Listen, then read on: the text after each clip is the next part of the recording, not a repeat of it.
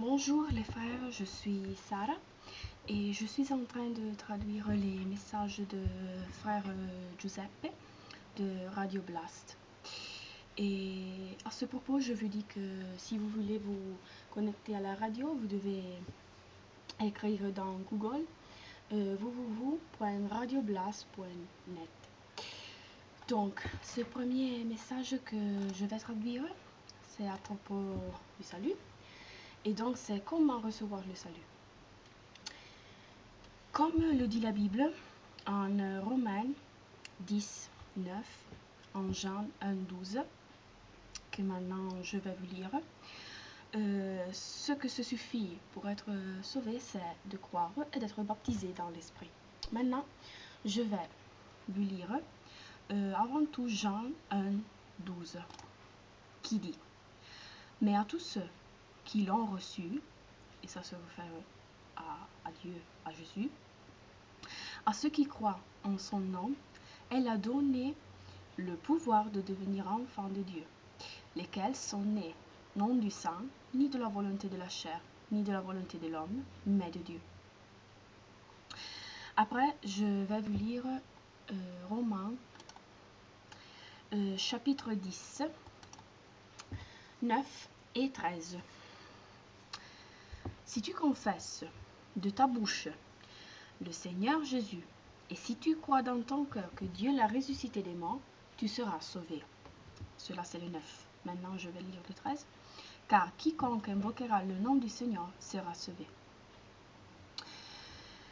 Et à ce propos, je vais vous lire aussi Jean 3, 36,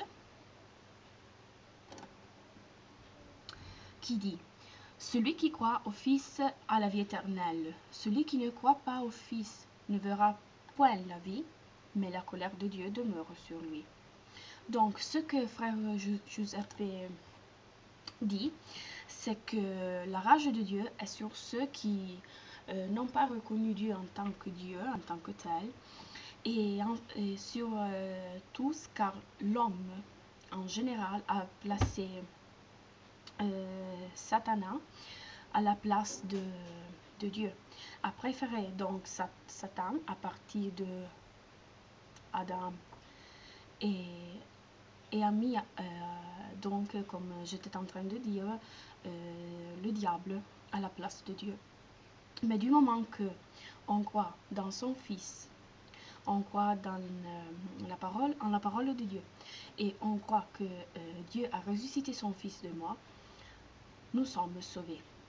Et donc, ce qu'il disait frère Joseph, ce n'est pas important de fréquenter une église pour être sauvé, ou de fréquenter une telle spécifique église pour être sauvé. Car la chose la plus importante, c'est croire en Dieu et en Jésus. C'est recevoir Jésus dans sa vie comme sauveur. Et ce n'est pas l'église qui sauve, ce ne sont pas les prêtres, les pasteurs, ce ne sont pas les frères ni les sœurs, mais c'est Jésus qui nous a sauvés grâce à Dieu. Et donc, une autre question c'est qu'on a posé à frère Giuseppe dans ce message que je suis en train de traduire, c'est comment on peut comprendre d'avoir vraiment reçu Jésus et donc d'être sauvé. Et frère Joseph a répondu que cela, on peut le voir des fruits, car on doit voir dans notre propre vie des changements. Et le frère a fait l'exemple de sa propre expérience, car dans les années 70, il était un hippie, il utilisait des drogues, et à l'état de 25 ans, il a décidé de commencer à parler de l'évangile, à parler de Jésus. Il a complètement changé dans sa vie maintenant. Grâce à Dieu, il a donné toute sa vie à Dieu. C'est vraiment plus de 40 ans qu'il sert Dieu. Et donc, c'est un exemple qu'il a fait. À ce propos à propos de cette question de comment pouvoir comprendre si on a le salut ou non, le frère a donné avant tout l'écriture qu'on a lue avant. Donc, Romains 19, pardon, et 13. Mais aussi l'écriture de Jean, chapitre 10, 28. Que maintenant je vais vous lire. Je leur donne la vie éternelle, et elles ne périront jamais, et personne ne les ravira de ma main. Cela aussi à dire que le salut ne peut pas être perdu, comme on entend très souvent, malheureusement, dire dans beaucoup d'églises. Et une autre chose fondamentale que le frère spécifique dans cette enregistration, c'est le fait que les églises disent que le baptême, c'est dans l'eau, je veux dire, c'est la chose la plus importante pour recevoir le salut. Mais en réalité, si on lit aussi dans la Bible, l'eau ne donne rien en réalité, c'est seulement un symbole, mais ce n'est pas fondamental pour être sauvé. Car le vrai baptême qui compte pour le salut, c'est le baptême de l'Esprit, du Saint-Esprit. Et donc, bien, si on veut faire le baptême dans l'eau, ce n'est pas mal. Mais quand même, ce n'est pas en descendant dans l'eau qu'on est sauvé. L'eau, c'est seulement un symbole. C'est un acte public qu'on fait pour confesser, de croire en Jésus, de donner notre vie à Jésus qui est nos sauveurs.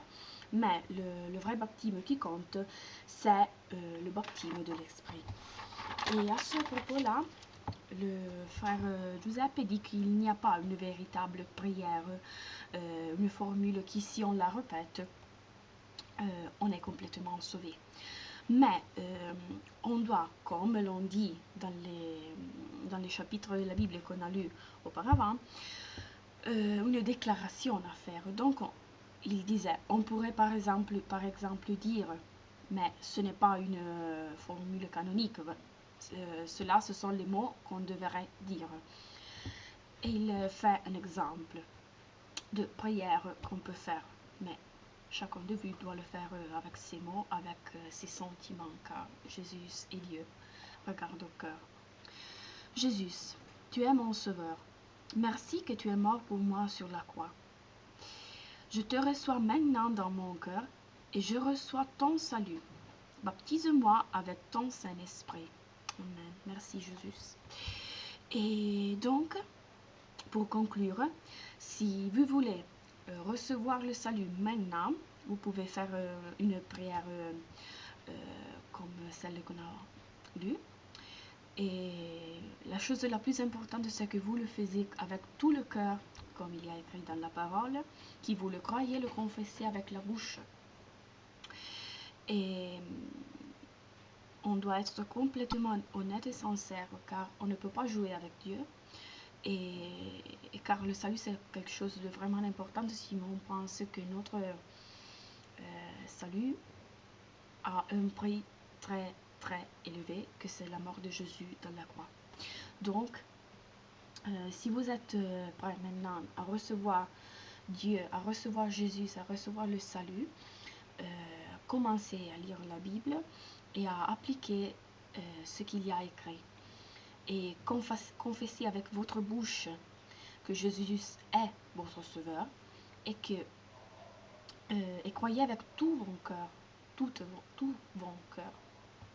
Et je répète, tout vos cœurs, que Jésus vous a sauvé et qu'il est votre sauveur et qu'il a été ressuscité par les morts, par Dieu.